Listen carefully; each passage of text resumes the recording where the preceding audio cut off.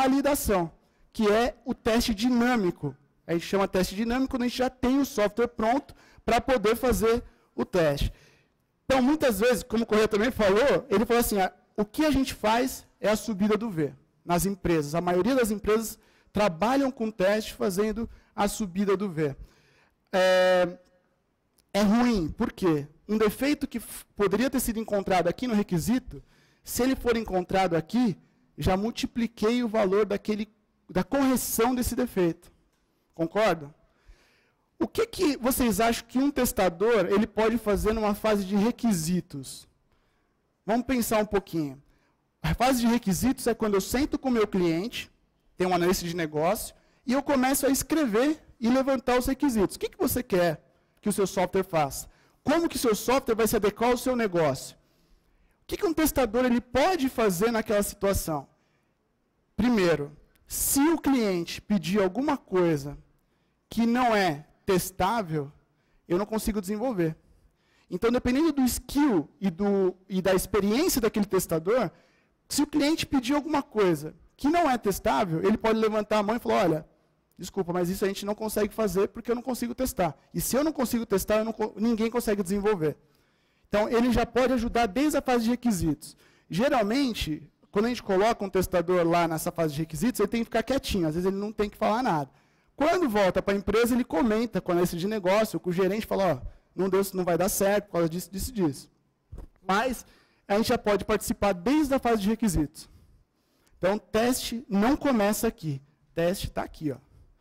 Aí nós vamos para a fase de análise e arquitetura. Dentro da fase de análise e arquitetura, a gente começa a criar os artefatos do projeto, como ensino, projeto de desenvolvimento. Caso de uso, lista de regras de negócio, diagrama de classe, todos aqueles diagramas de UML, eu começo a criar aqui, pensar no meu banco de dados, como que eu vou modelar meu banco de dados, toda a modelagem do banco.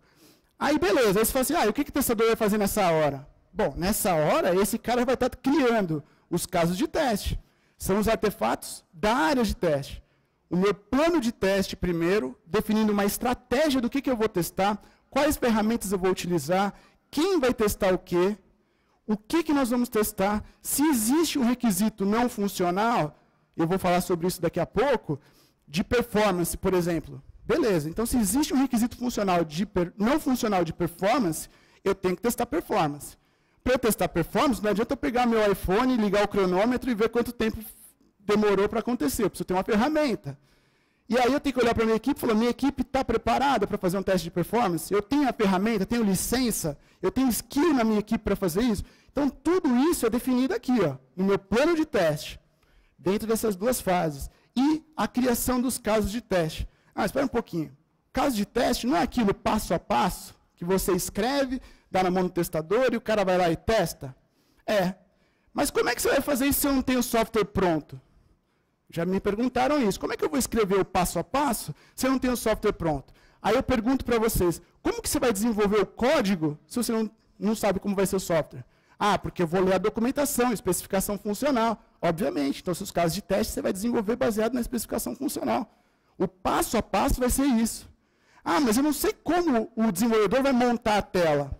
Cara, o desenvolvedor não vai inventar a tela. Ele tem que ler isso numa documentação. Mas ele não tem. Então, se não tem a documentação certa, não dá para a gente criar o caso de teste certo. Tudo tem que começar numa boa documentação. Tudo. Se isso não for bem feito, o desenvolvedor ele vai assumir que ele quer fazer aquela tela daquele jeito, e aí sim você tem que esperar o desenvolvedor codificar para você falar, beleza, agora eu consigo criar um caso de teste, que é o passo a passo. Clique aqui, faça isso, verifique isso. Então, tudo é baseado na documentação. E depois, a documentação está pronta, os testadores já criaram um plano de teste, com estratégia, ambiente e tudo mais. Eu vou para a fase de codificação, onde eu dou isso para o desenvolvedor. Aliás, o projeto passa pelo desenvolvedor, que ele vai criar o código. A fase de codificação, o teste unitário está quase para cá. O teste unitário, quando a gente começa aqui, essas são as fases formais de teste. Unitário, integração, sistema e aceite. O teste unitário, ele está quase ligado ali com a codificação, por quê?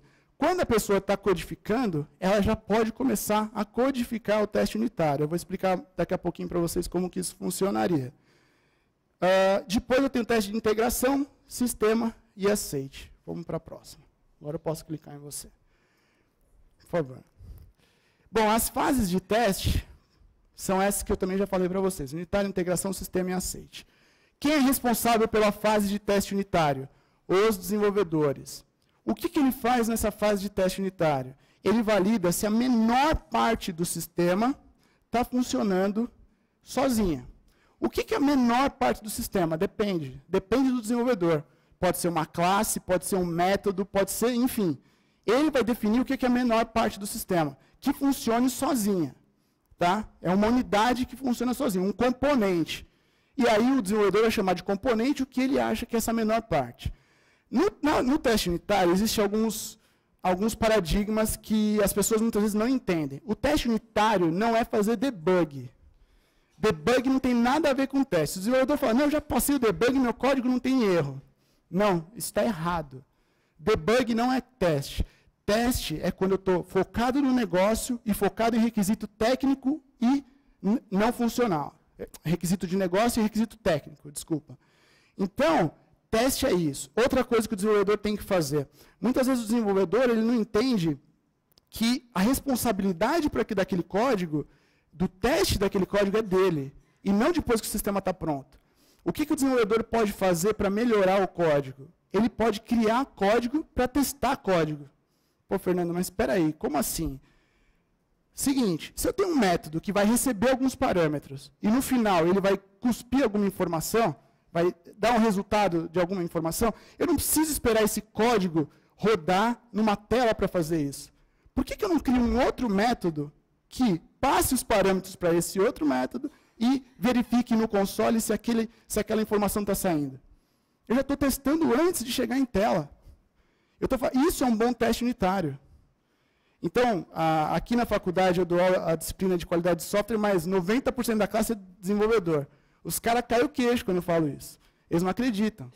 Eles falam assim, pô, professor, é verdade que dá para fazer? Sim, é melhor você fazer isso. Você vai garantir que, se você tiver uma mudança, ele fala assim, mas eu tenho um problema, professor, porque se eu crio um código que testa código, se eu mudar meu código aqui, eu vou ter que mudar ali no outro também. Claro, isso é uma métrica para você ver quantas vezes você mudou seu código.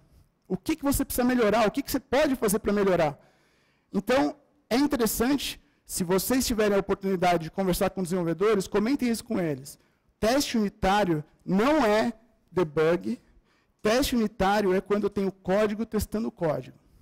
E o responsável por essa fase são os desenvolvedores. O que o testador pode fazer?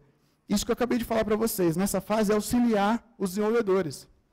Criar também um checklist para eles e ajudar. Olha, eu vou verificar isso. Melhor que o seu código esteja funcionando. Uma outra boa prática aqui é você entregar os seus casos de teste na mão dos desenvolvedores. Olha, eu vou testar isso daí. É tudo que eu imaginei de teste está aqui nesse caso de teste. E você já vai estar dando um spoiler, né, para o desenvolvedor, porque ele já sabe o que você vai testar. Você pode ficar até meio, putz, não vou pegar nada. Sempre pega, galera. Mesmo você pode dar na mão dele que você vai fazer, você vai pegar um defeito que ele não viu. Então, o interessante é isso. E quando eu falo dar na mão dele, não precisa imprimir, dar na mão dele. Tem um SharePoint, um compartilhamento na rede, e você fala, ó, os casos de teste estão aqui. Se vocês quiserem acessar, fiquem à vontade e vocês podem utilizar. Tá? Então, essa é uma das melhores práticas aqui na questão de teste unitário. No teste de integração, eu particularmente já trabalhei diversos projetos fazendo teste de integração. Para mim é o mais difícil que existe. Quem aqui já participou de algum projeto de teste de integração? Pois é.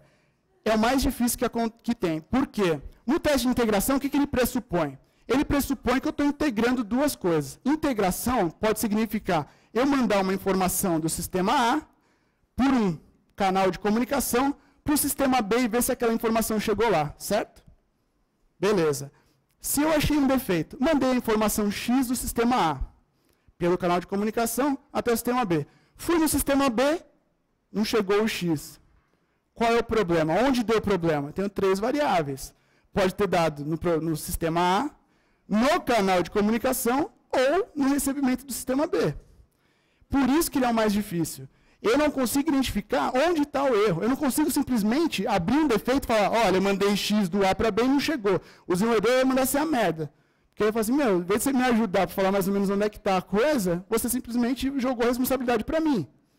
E isso vai demorar mais para o cara identificar aquele erro, vai demorar mais para ele corrigir aquele erro.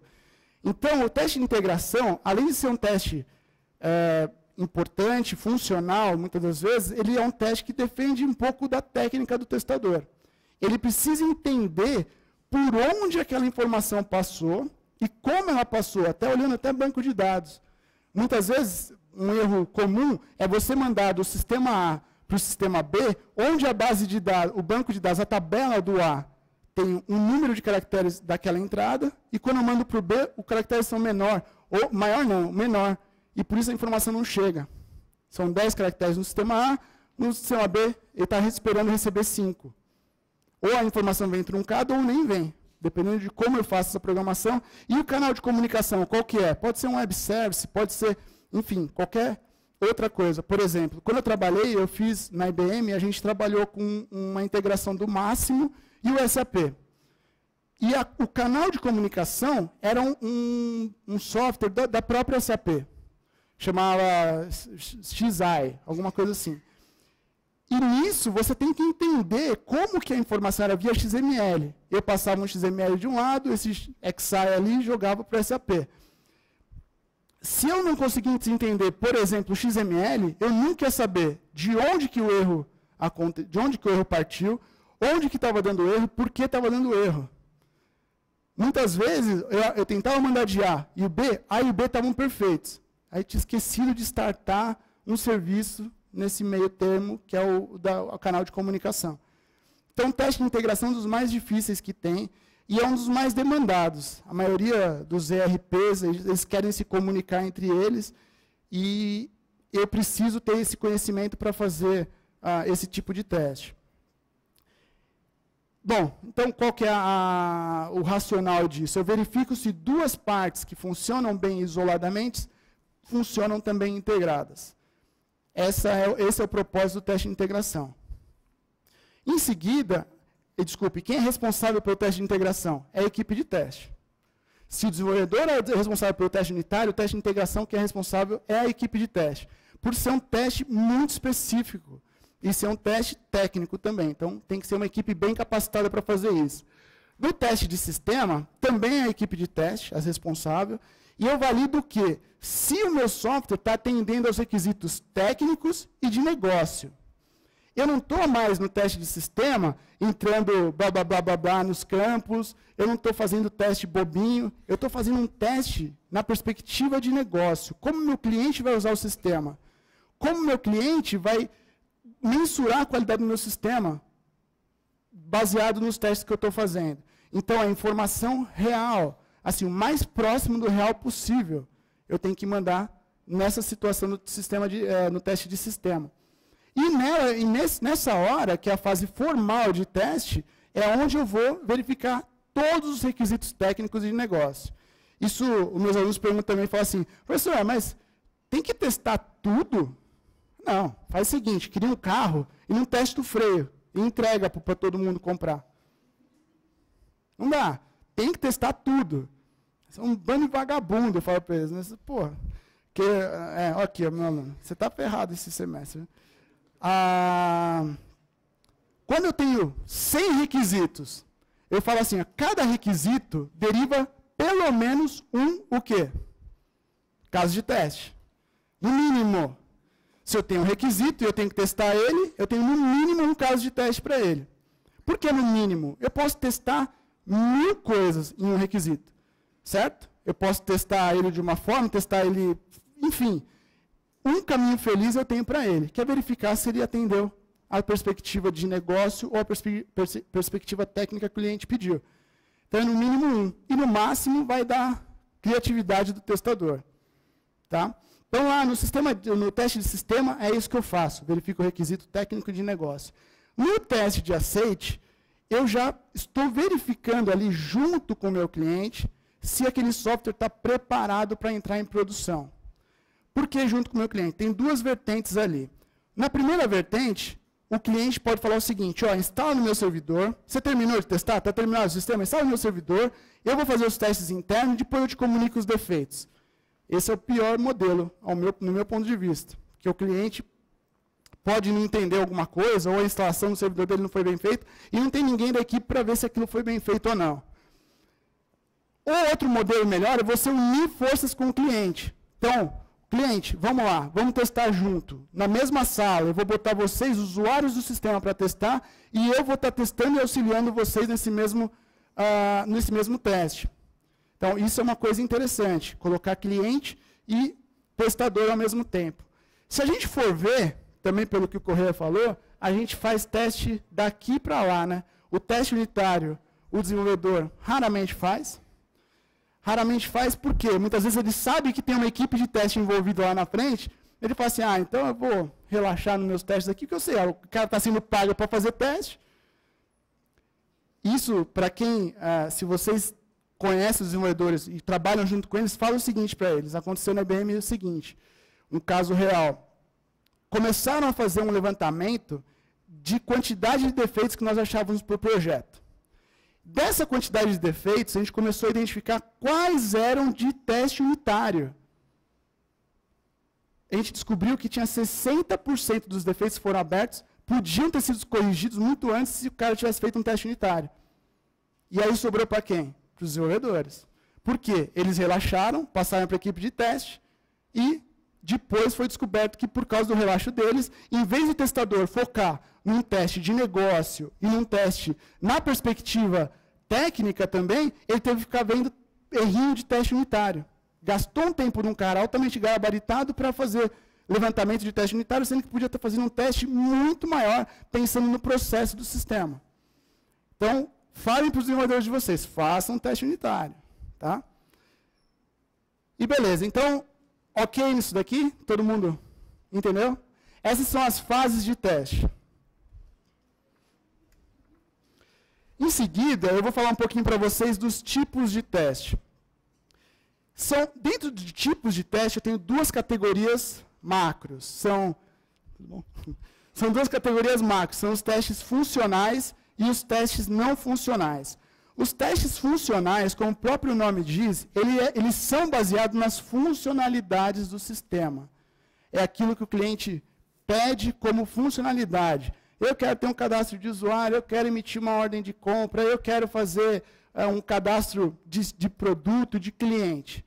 São os requisitos funcionais. Então, um tipo de teste são propriamente ditos. Eu quero verificar se aquele requisito que o cliente pediu está atendendo aquilo que o sistema está fazendo. Em seguida, um outro tipo de teste funcional é o teste de regressão. Não tem nada a ver com Allan Kardec, espiritismo, é outra coisa. O teste de regressão, ele é um teste que eu tenho duas formas de startar ele. Primeiro, se o sistema, durante o desenvolvimento dele, eu tive muitas alterações, seja por correção de defeitos ou por novas funcionalidades, é plausível que o gerente de teste fale, olha, teremos que fazer um teste de regressão. O que é isso? Eu reexecutar todo um ciclo de teste, todos os meus casos de teste novamente. Por que isso? Durante as correções dos defeitos, o desenvolvedor, quando ele arrumou alguma coisa pontual, ele pode ter quebrado alguma coisa em outra parte do sistema, que já havia sido testada. E que se eu não fizer um teste de regressão depois, eu nunca mais vou saber. Ou seja, o usuário vai saber, mas eu não vou saber que aquilo foi quebrado.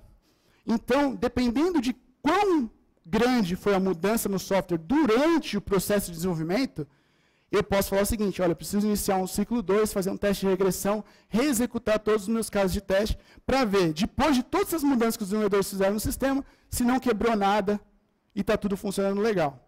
E posso falar para vocês, toda vez que a gente teve que fazer isso, encontramos defeito em coisas que já estavam funcionando anteriormente. Então, é uma melhor prática e se o gerente de vocês, todo mundo aqui trabalha na área de teste ou não? Legal. Se o gerente de vocês não visualizar essa possibilidade, vocês podem levantar a mão e falar, olha, o que você acha de a gente fazer um teste de regressão das mãos lá no Centro Espírita? Brincadeira.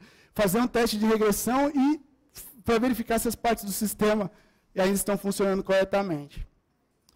E a gente tem um outro tipo de teste que a gente chama de teste de fumaça. Tem a ver com plant ramp, essas coisas, nada disso. O teste de fumaça, ele é chamado em inglês de smoke test. E esse teste, ele é feito para verificar se o sistema está minimamente testável. Como assim, Fernando? Bom, dependendo do teste que você vai fazer, quem trabalha com ERP, qualquer tipo de ERP, ok. O ERP, muitas vezes, para eu conseguir finalizar um processo, eu demoro minutos, horas, para criar a massa de dados. Para eu chegar na última tela, clicar no botão enviar e aquele filho da mãe do sistema quebrar ali. Porra, eu gastei 1 hora do meu dia criando massa de dados e o sistema quebrou na última tela. O teste de fumaça, ele vem para fazer o seguinte, você testar superficialmente o seu sistema, verificar que ele está minimamente testável, para falar, ok, pessoal, comecem a testar, vocês não vão ter problema. Senão eu perco o tempo de um monte de gente criando massa de dados e para chegar na última tela e ver que aquela tela quebrou. Por que é teste de fumaça o nome? Reza a lenda que, não sei se é verdadeira essa história ou não, mas os encanadores, quando eles iam instalar canos novos, né, encanamentos novos, quando eles trocavam todo o encanamento, colocavam um encanamento novo, antes de colocar água, né, porque aí já deu uma merda, não dá mais para segurar, colocou água, já era, eles jogavam fumaça no cano. Jogando essa fumaça no cano, eles conseguiam identificar onde estava furado. E começava a sair fumaça. Isso significa, desmonta tudo e vamos colocar outro cano, que esse cano não serve. Ou solda o cano, para não ter esse problema quando a água vier. Então é daí que veio você fazer um teste mínimo, clicar em todas as telas, clicar em todos os links, fazer um cadastro básico para garantir que aquele sistema está minimamente testável. Ok? Legal. Já os testes não funcionais, eles são baseados no comportamento do sistema e não nas suas funcionalidades. Mais baseado no comportamento e na parte estrutural. Então, vocês vão ver nos sílabos do ISTQB, fala sobre Structured Tests, que são exatamente os testes não funcionais, os testes estruturais, que são baseados em comportamentos. Então, por exemplo, o teste de estresse. O teste de estresse é você colocar 1000 pessoas para acessar a mesma página no mesmo tempo. Clicar no mesmo botão ao mesmo tempo. Como que o sistema vai se comportar quando isso acontecer? Ah, Fernando, mas 1000 pessoas é muita gente. Bom, depende. Se eu tiver um sistema que é acessado pelo Brasil inteiro, bom, o que acontece? O teste de estresse a gente faz no Black Friday. O Walmart fora do ar, a Americana fora do ar. É um teste de estresse. O Walmart não, agora não. Agora o Eduardo está lá, agora está resolvendo os problemas. Então, o teste de estresse é isso. E as empresas deixam para verificar esse teste está funcionando não no Black Friday. Não, né, gente? Vamos fazer isso antes. Por quê? Eu tenho alguns problemas quando eu enfrento esse tipo de situação. Primeiro, a imagem da empresa se ferra. Prejuízo financeiro. O e-commerce fora do ar vai começar, não vai vender. Não vendendo, prejuízo financeiro. Então, imagem, prejuízo financeiro, e dependendo do sistema, posso ter prejuízo de vidas humanas. Tá? Se vocês forem ver os 10 maiores bugs da humanidade, dependendo do sistema, dependendo do bug, eu tenho perda de vidas humanas. Então tá, continuando, teste de recuperação. O que é isso? No meio de um processo de compra, por exemplo, você clica lá, comprar, adicionando no seu carrinho, no Walmart, lá, você clica em comprar. No meio da transação, puxa o cabo de rede. Legal, aconteceu alguma coisa, vai parar, ou não, né? O que você quer verificar nesse teste? Quando eu plugar de novo o cabo de rede, eu tenho que verificar se o sistema ele commitou aquela transação, se ele fez um rollback, se ele não fez aquilo, e até onde ele commitou ou fez o rollback. Porque já aconteceu vezes de um teste desse, onde ele, na transação financeira, ele deu um rollback, ele não tirou do meu cartão de crédito. Porém, ele me emitiu um recibo. Então, ele não deu rollback na transação toda até o final, ele só deu naquele pedaço financeiro, mas ele emitiu um recibo com número e tudo mais. Então, eu podia pleitear, eu paguei, está aqui, ó, me dá meu produto. Então, o teste de recuperação é justamente para ver se o sistema ele consegue voltar a um nível operacional depois de alguma queda. Como você faz o teste de queda de energia,